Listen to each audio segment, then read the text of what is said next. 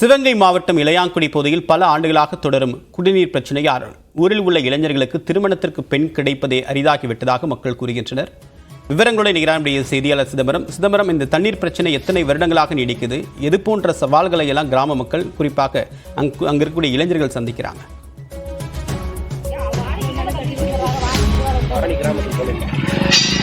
நிச்சயமாக தேவபுரன். அதாவது சிவகங்கை மாவட்டம் இளையாங்குடி பகுதி என்பது மாவட்டத்தின் எல்லையின் கடைசி பகுதியாக இருந்து வருகிறது.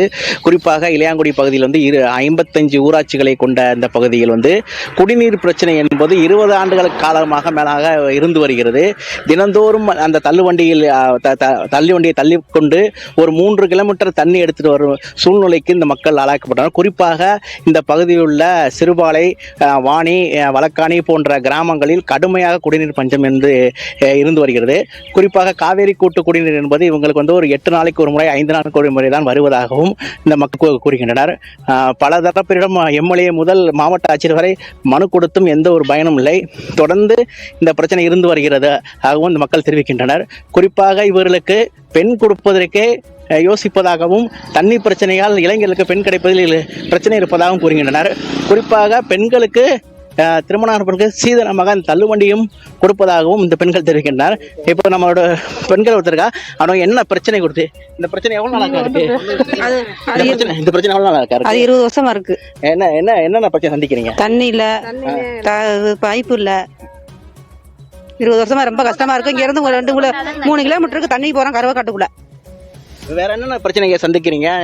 வரிசையா வச்சிருக்கீங்க. இந்த வரிசை இருந்தாதானே தண்ணி கிடைக்கும், இல்லைன்னா தண்ணி கிடைக்காது. இங்க ஒரு நாளைக்கு 3 பேர் 4 பேருக்கு தான் கிடைக்கும். அது 8 நாள் விட்டு 10 நாள் விட்டு தான் கிடைக்கும். தண்ணி கண்டு எங்க வரைய போறீங்க? எது வரைய போறீங்க? இந்த வாணி வரை, வாணியை தாண்டியே போகணும். ஒரு 3 கிலோமீட்டர் 4 கிலோமீட்டர் போகணும். புகார் கொடுத்துருக்கீங்களா? ஏற்கனவே புகார் நிறைய இடத்துல கொடுத்துருக்கேன். பொண்ணு கொடுப்பல பிரச்சனை இருக்குன்னு சொல்றாங்க, என்ன சொல்றாங்க? அது தண்ணிக்காகவே பாதி பேர் இங்க பொண்ணு கொடுக்க மாட்டாங்க. சிறுவாளனாலே தண்ணிக்கே பிரச்சனையா இருக்குனால பொண்ணு கொடுக்க மாட்டேங்கிறாங்க. வேற கலெக்டர் கொடுத்துருக்கீங்க? எல்லாருக்குமே கொடுத்தாச்சு. மனு கொடுத்து எந்த இது நடவடிக்கையும் எடுக்கலனே. இல்ல எத்தனை வருஷமா அந்த பிரச்சனைகள் இருக்கு? அது ஏன்னா கல்யாணத்தை பண்ணி வந்ததுல இருந்து இப்படிதான் இருக்கு. அதுக்கு முன்னாடி அது மாதிரிதான் இருக்குன்னு சொல்றாங்க. தேவப்பிரியன் கேட்டிருப்பீங்க. அதுக்கு பல வருடங்களாக அந்த பிரச்சனை தீர்க்கப்படாமலே உள்ளது.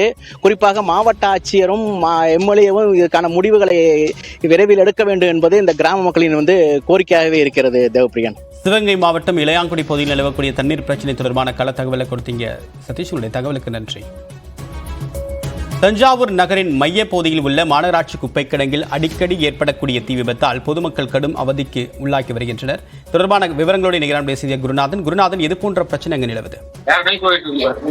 தேவப்பிரியன், தஞ்சாவூர் ஜெவமாலைபுரத்தில் தஞ்சாவூர் மாநகராட்சிக்கு சொந்தமான 51 வார்டுகளில் சேகரிக்கப்படும் குப்பைகளின் கொண்டு தரம் பிரிக்கப்படுகிறது. இங்கு 33 ஏக்கரில் சுமார் 1,00,000.44 மெட்ரிக் டன் குப்பைகள் உள்ளது. இந்த நிலையில் இங்கே கோடை காலங்களில் அடிக்கடி தீ விபத்து ஏற்படுவதால் இப்பகுதி மக்கள் மிகப்பெரிய சிரமத்தை சந்திக்கின்றனர்.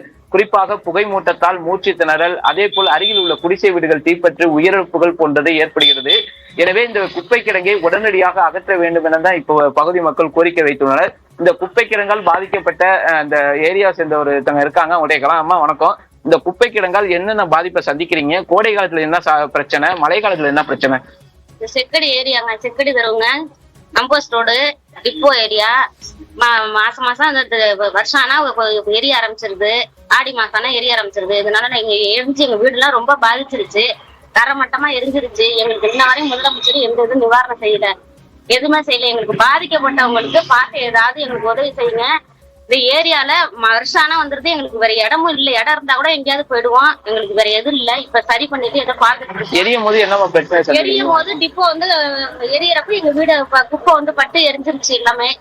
அதனால ரொம்ப பாதிச்சிருச்சு. பொருள் எல்லாமே படிச்சாங்க. கட்டின துணியோட இருக்கும். 2 வருஷம் ஆகுது. இன்னும் 2 வருஷமும் எங்களுக்கு என்ன ஒரு உதவி செய்யலன்னா எங்களுக்கு பாதிக்கப்பட்டவங்களுக்கு பார்த்துட்டு ஏதோ முதலமைச்சர் ஐயா